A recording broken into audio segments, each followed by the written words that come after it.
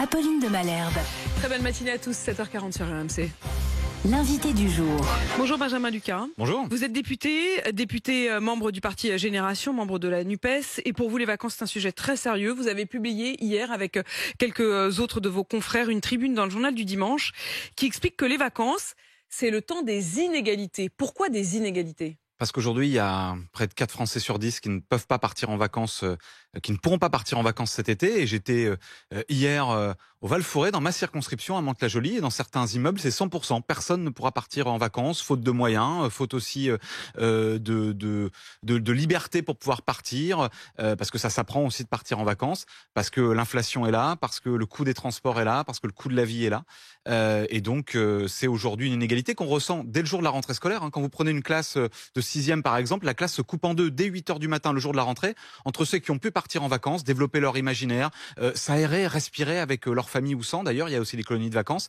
Et puis ceux qui n'ont pas pu partir en vacances. Et je crois que c'est une inégalité qui est insupportable. On est 83 ans après le Front populaire et les congés payés. Or, pour que le temps libère, il doit s'accompagner d'une grande ambition émancipatrice. Donc vous voulez relancer la possibilité de partir en vacances pour tous, y compris les plus modestes. Vous pensez en particulier aux enfants.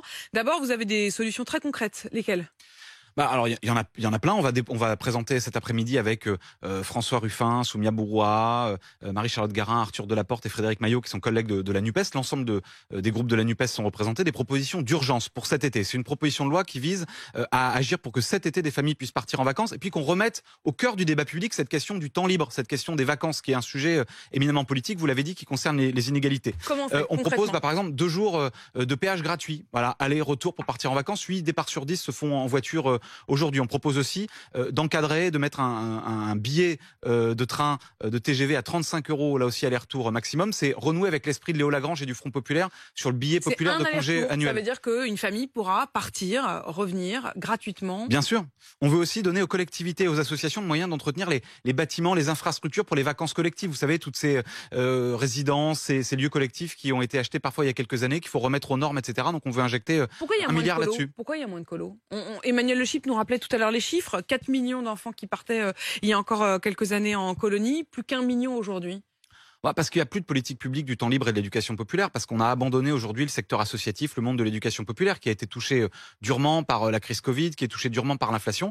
Donc c'est pour ça qu'on propose d'investir massivement aussi pour aider les jeunes à passer le BAFA, pour rendre attractifs ces métiers d'encadrement. Et on avait d'ailleurs tout à l'heure un témoignage qui était le témoignage d'Aïcha, qui elle-même avait été d'ailleurs enfant pupille de la nation, à qui du coup l'État avait malgré tout encadrer les vacances. Elle disait j'ai pu partir et puis surtout dès que j'ai eu l'âge j'ai passé mon BAFA et c'était à la fois du travail mais ça me permettait aussi de bouger, de m'aérer et ensuite d'encadrer ce genre de vacances, de centres de loisirs. Il manque aujourd'hui des jeunes pour encadrer ces colonies ? Oui, et il manque un soutien de la nation à celles et ceux qui font cet engagement, parce que c'est pas simplement un métier. Quand on s'engage dans l'animation, c'est aussi pour véhiculer une vision d'une société, du temps libre, une vision des loisirs, de l'émancipation par les loisirs, par la culture, par l'accès à la nature. On parle beaucoup aujourd'hui du réchauffement climatique, de la nécessaire transition énergétique. C'est aussi le temps des vacances, un moment où on appréhende la nature et son environnement. Le BAFA, d'ailleurs, aujourd'hui, c'est comme le permis de conduire, c'est payant. Vous voulez le rendre gratuit ? Oui, on veut aider les associations, les collectivités. On veut aider les jeunes qui passent le BAFA. Je pense que c'est indispensable aujourd'hui pour redonner aux vacances une vraie politique publique digne de l'objectif qui doit être le nôtre aussi d'un temps de respiration, d'un temps de repos. C'est aussi un projet de civilisation, le projet du droit aux vacances. Dans un moment où on parle beaucoup de la société que nous voulons, comment on fait de liberté, égalité, fraternité finalement quelque chose de concret sur cette période de l'année, c'est l'été mais pas seulement, pour que les congés payés deviennent une réalité. En fait, c'est un peu moins de temps à travailler, plus de temps à se reposer, à respirer, à admirer, à s'émanciper. Et pour ça, effectivement, il faut des sous. Il y a Marie-Thérèse qui nous a d'ailleurs appelé de Lyon. Bonjour Marie-Thérèse. Bonjour. Vous êtes une grand-mère, vous, Marie-Thérèse, et vous avez décidé de casser la tirelire pour vos petits-enfants. Racontez-nous vos petits-enfants qui ne partaient plus depuis quelques années en vacances. Depuis 5 ans, ils ne partaient plus en vacances, oui. Et cette année, j'ai décidé de faire un crédit pour qu'ils puissent, eux, partir en vacances. Vous avez fait un crédit de combien, Marie-Thérèse ? 2500 €. 2500 € que vous-même, vous allez rembourser pour pouvoir donner cet argent à votre fille et qu'elle emmène ses enfants en vacances ? Exactement. Mon gendre, ils ont acheté une voiture, mais avec d'occasion avec pas mal de réparations. Ouais. Il peut pas faire et d'un côté et de l'autre avec les prélèvements qu'ils ont et tout. Donc cette année, j'ai dit allez hop, j'en ai marre de voir mes petits enfants dans 4 murs. Votre dernière petite fille qui a 5 ans, vous l'avez dit au standard, n'a jamais vu la mer et c'était aussi pour ça. N'a jamais vu la mer, non. Non. Ils sont dans quel coin? Ils sont aussi à Lyon comme vous, Marie-Thérèse? Aux alentours de Lyon, oui, aux alentours de Lyon. Et ils vont partir où alors? À Sérignan, dans un camping, ils ont loué un bungalow. Eh ben, grâce à vous, Marie-Thérèse, voilà typiquement, merci de témoigner ce matin, Marie-Thérèse, qui finalement, au bout de 5 ans, se dit mes petits-enfants ne sont pas partis depuis 5 ans, donc elle casse la tirelire. Vous voudriez que l'État casse la tirelire plutôt que Marie-Thérèse? Oui, il faut que les pouvoirs publics se mobilisent. On peut pas. Il y a une injustice considérable à ce que, par exemple, à Mantes-la-Jolie ou à Limay, dans ma circonscription, on est à quelques dizaines de minutes de la Normandie et de ces magnifiques plages. Il y a des classes d'âge entières, des immeubles entiers dans lesquels aucun enfant n'a vu la mer.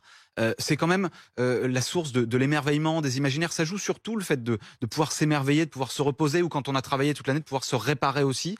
Ça joue sur la santé, ça joue sur la psychologie, la sédentarité, l'enfermement, particulièrement dans des périodes de canicule comme on en vit à répétition. Ça crée aussi des tensions dans les familles. On a besoin de redonner de la respiration aux Français et je crois que c'est à l'État, c'est à la puissance publique de se mobiliser pour cela. Mais Benjamin Lucas, vous vous êtes retrouvé avec d'autres députés de la NUPES à faire ces propositions.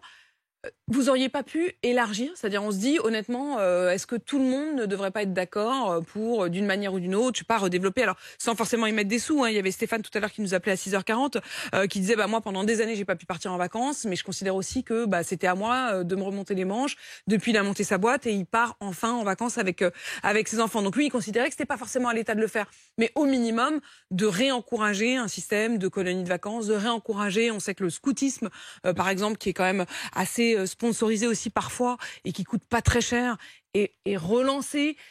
Vous n'avez pas trouvé des collègues d'autres partis que la NUPES? On va voir s'ils veulent se joindre à nous pour notre initiative. Il n'y a aucun problème là-dessus. Moi, par exemple, j'ai travaillé à une proposition de loi écrite par les bénéficiaires du dispositif d'accès aux vacances d'ATD Carmonde. Vous savez, qui travaillent avec ses propres bénéficiaires. Ils sont venus à l'Assemblée nationale pendant une journée. Ils ont écrit une proposition qui vient en complément de celle-ci, qui répond, elle, à des défis structurels pour le droit aux vacances. Là, on est sur une proposition d'urgence. Je la proposerai évidemment à des collègues de la majorité s'ils veulent la signer. Et là, dans les propositions que nous faisons, nous, évidemment, on s'inspire de ce qui s'est fait en 36 avec le Front populaire. C'est notre histoire, c'est celle de la gauche, c'est notre héritage, celui de Léo Lagrange. Mais évidemment, on pense que ça fait partie de l'identité de la République que de permettre à chacune et à chacun de pouvoir s'émerveiller, j'allais dire un peu moins produire et un peu plus réfléchir, se reposer, se réparer. Et donc évidemment, notre proposition, nos initiatives, nos idées, elles sont ouvertes à toutes celles et à tous ceux qui veulent s'y retrouver. Merci Benjamin Lucas d'être venu développer vos propositions ce matin sur RMC. Vous êtes député des Yvelines, membre du parti Génération. Merci aussi à Marie-Thérèse et on pense particulièrement à ses petits-enfants. Le témoignage donc de Marie-Thérèse qui nous appelait depuis Lyon. Il est 7h48.